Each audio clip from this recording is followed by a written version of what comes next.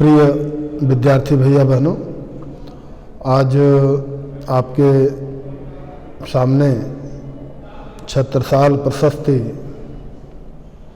नामक यह प्रकरण लेकर मैं उपस्थित हूँ। बहुत दिनों के बाद आज आपके साथ अपने YouTube चैनल पर जुड़ना हुआ है। छत्रसाल प्रशस्ति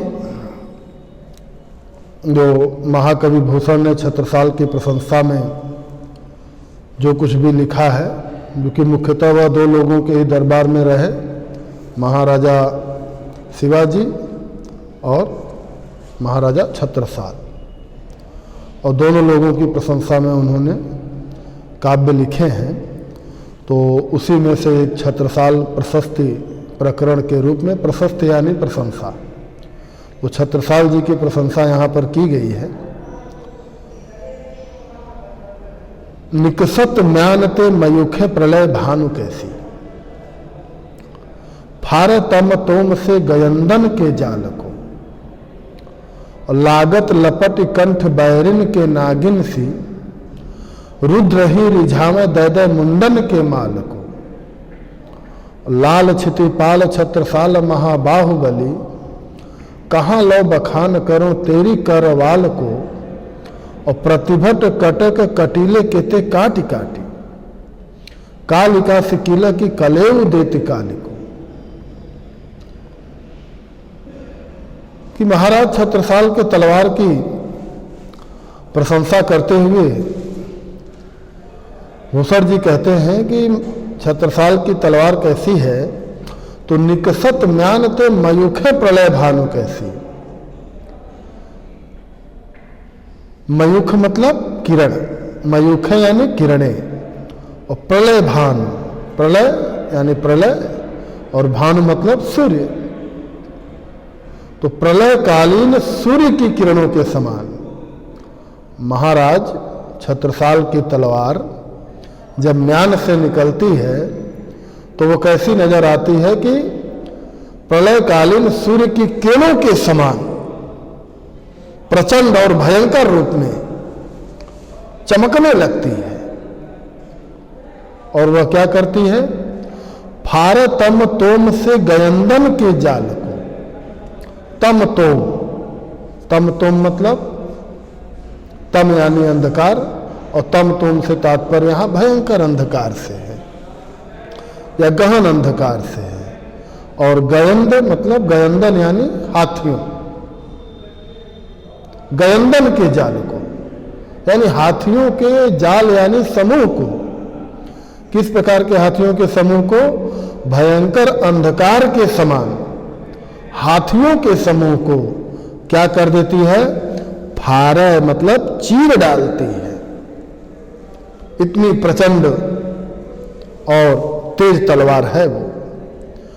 लागत लपट कंठ बैरिन के नागिन सी, रुद्र ही रिझावे दय मुंडन के माल को। और लागत लपट, लपट मतलब लपेट लेती है। क्या? कंठ, गले, गले को। किसके गले को? बैरिन, बैरिन मतलब शत्रु, और शत्रुओं के गले को वह नागिन की, नागिन सी यानी नागिन के समान। जैसे नागिन शत्रु के गले को लपेट लेती है और फिर उसको मार डालती है, ठीक उसी प्रकार छत्रसाल की तलवार भी, वह भी शत्रुओं के गले को लपेट लेती है। कहने का मतलब शत्रुओं के गले को काट डालती है। और रुद्र ही रिझावे दय मुंडन के माल को। और रुद्र यानी शंकर जी के अवतार कहे जाते हैं, एक रूप उनका रुद्र का है। और रुद्र को रुद्र रिझावे दय मुंडन के माल को। और शंकर जी को क्या करती है? मुंडों की माला दे दे करके, नर मुंडों की माला दे दे करके, रिझावे मतलब प्रसन्न करती है। क्या दे करके प्रसन्न करती है? मुंडों की माला दे करके रुद्र को प्रसन्न करती है। लाल छितिपाल छत्रसाल महाबाहुबली, कहाँ लो बखान करो तेरी करवाल को। कि लाल छितिपाल, छित मतलब पृथ्वी, तो हे पृथ्वीपति पृथ्वी के पालक छत्रसाल, महाबाहुबली छत्रसाल, कहाँ लो बखान करूं तेरी करवाल को। करवाल का मतलब तलवार।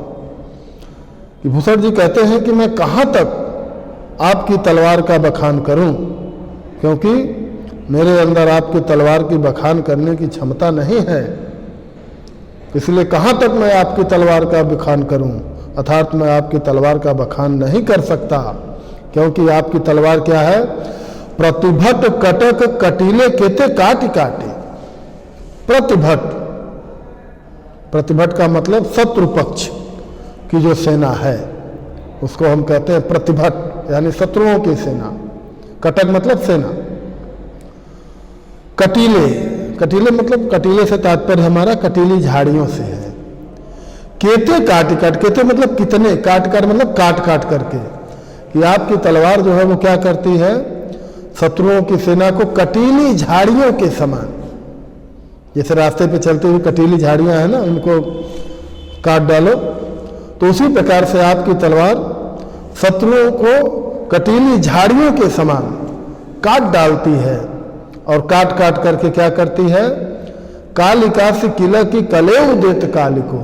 और कालिकासी अर्थात काली के जैसी, काली नहीं ऐसे देखते हैं कभी कभी चित्र उत्र में से पूरा ऐसे जीभ निकाल करके और भयंकर ऐसे आंख करके हुए, तो कालिकासी किला की कलेव देत, किलक मतलब किलकारी मारकर, ये काली के समान किलकारी मारती हुई काल को कलेव, कलेव मतलब क्या, नाश्ता, कालिका यानी काली के समान किलकारी मारती हुई आपकी तलवार काल को क्या करती है, नाश्ता कराती है।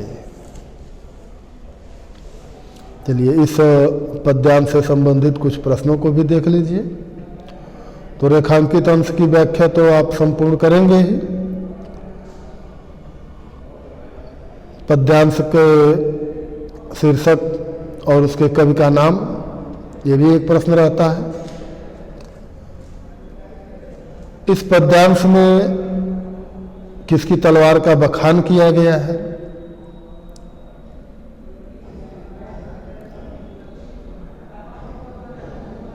महाराज की तलवार यानी महाराज छत्रसाल की तलवार। अगला प्रश्न कि महाराज छत्रसाल की तलवार किसके गले में नागिन के जैसे लपट जाती है। या एक प्रश्न ये भी हो सकता है कि महाराज छत्रसाल की तलवार शत्रुओं के गले में किसके समान लिपट जाती है।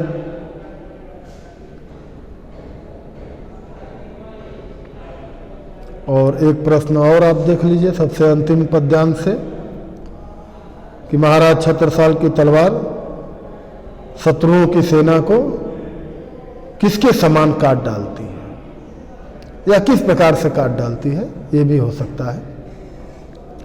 तो इसी प्रकार से आप इसमें से प्रश्नों को समझते भी जाएं, उसका उत्तर भी करते जाएं तो ज़्यादा अच्छा रहेगा। चलिए अगले पद्यांश की तरफ बढ़ते हैं। भुज भुज गेस की वे संगिनी भुजंगिनी सी, खेद खेद खाती दीह दारुण दलन के। और बख्तर पाखरन बीच धस जाति मीन, पैर पार जात परवाह जो जलन के। और रैया राव चंपत के छत्रसाल महाराज, रैया राव चंपत के छत्रसाल महाराज, भूषण सकै करी बखान को बलन के। अपच्छी पर छीने ऐसे परे पर छीने वीर, तेरी बर छीने हैं खलन की। तो इस पद्यांश में भी छत्रसाल की तलवार का ही बखान किया गया है कि भुज भुज गेस की वे संगिनी भुजंगिनी सी। भुज भुज गेस, भुजगेश मतलब शेषनाग, शेषनाग की संगिनी वे भुजंगिनी सी, कि आपकी तलवार आपकी भुजा में किस प्रकार से रहती है। तो भुजगेश की वे संगिनी भुजंगिनी सी, कि जिस प्रकार शेषनाग के साथ उसकी संगिनी अर्थात उसकी सर्पिणी यानी उसकी नागिन वह उसके साथ रहती है, उसी प्रकार आपकी तलवार भी हमेशा आपकी भुजा के साथ रहती है। खेद खेद खाती दीह दारुण दलन के, और खेद खेद मतलब दौड़ा दौड़ा करके, नहीं कहते हैं दौड़ा दौड़ा करके मारना, खदेड़ खदेड़ करके मारना। तो खेद खेद खाती दीह दारुण दलन के, दीह मतलब दीर्घ यानी बहुत विशाल, दारुण दलन, दारुण दलन मतलब क्या हो जाएगा, भयंकर सेना कि विशाल शत्रुओं की विशाल भयंकर सेना को आपकी तलवार क्या करती है, खेद खेद यानी दौड़ा दौड़ा करके, खदेड़ खदेड़ करके खा डालती है। कहने का तात्पर्य कि उनको काट डालती है, समाप्त कर डालती है। तलवार खाएगी थोड़ी, मतलब शत्रुओं की सेना को, भयंकर विशाल शत्रुओं की सेना को क्या कर देती है, खदेड़ खदेड़ करके मार डालती है। और बख्तर पाखरन बीच धस जाति मीन, पैर पार जात परवाह जो जलन के। और बख्तर पाखरन, बख्तर मतलब क्या होता है, कवच, कवच जैसे युद्ध में जाते हैं ना तो कवच वगैरह पहनते हैं। और पाखरन, पाखरन जैसे हाथी और घोड़े जो होते हैं उनके ऊपर एक लोहे की जाल डाली जाती है जिसको हम झूल कहते हैं। तो कवच और पाखरन के बीच क्या करती है, बीच धस जाति में, आपकी तलवार इस प्रकार से धस जाती है, किसके बीच, कवच और पाखरन के बीच। वो सुरक्षा के लिए होता है ना, जैसे मनुष्य के ऊपर है तो उसके यहाँ पर से कोई तलवार न घुस पावे, कोई तीर न घुस पावे। उसी प्रकार जो हाथी घोड़े हैं तो उनकी भी सुरक्षा के लिए वो कवच बनता है जिसको हम पाखरन कहते हैं। लेकिन छत्रसाल की तलवार उस कवच और पाखरन के बीच इस प्रकार से धस जाती है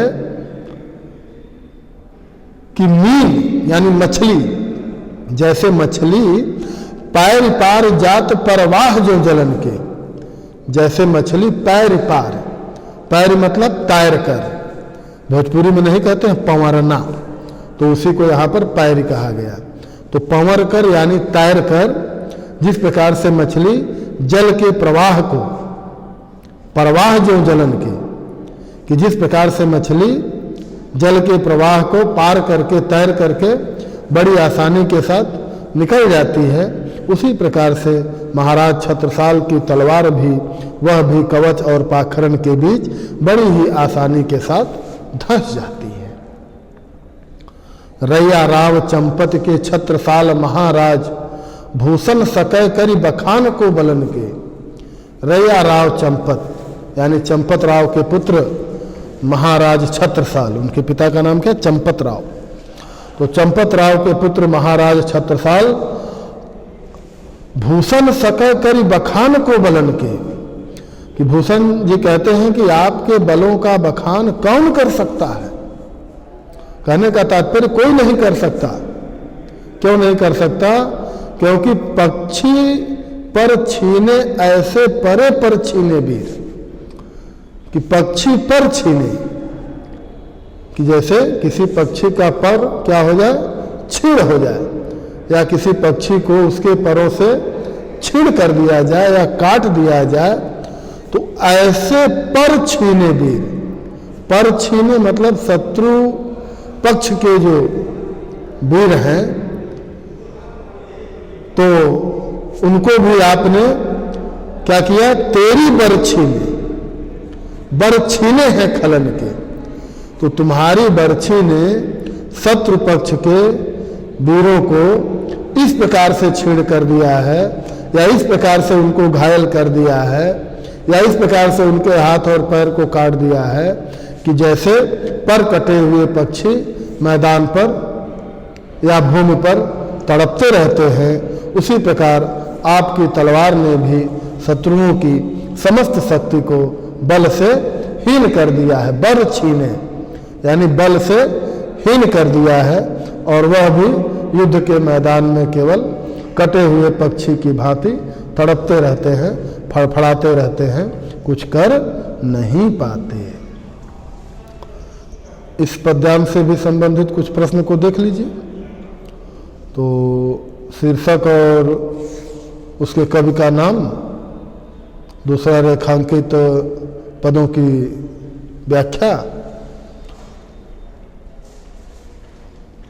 और बाकी जो प्रश्न हैं तो जैसे पहले वाले पंक्ति से भुज भुजगेश की विसंगिनी भुजंगिनी सी, तो महाराज छत्रसाल की तलवार उनके साथ किस प्रकार रहती है, एक प्रश्न ये हो जाएगा। और दूसरा प्रश्न हो जाएगा कि कवच और पाखरन के बीच महाराज की छत्रसाल की तलवार किस प्रकार से प्रवेश कर जाती है या घुस जाती है, एक प्रश्न ये भी हो जाएगा। और अगला प्रश्न कि छत्रसाल की बर्छी ने शत्रुओं को किस प्रकार से बलहीन कर दिया है। तो ये आपके इस पद्यांश से संबंधित प्रश्न हो गए। आप इसका उत्तर भी लिखेंगे ऐसी आशा है। इसी के साथ आज के लिए बस इतना ही। धन्यवाद।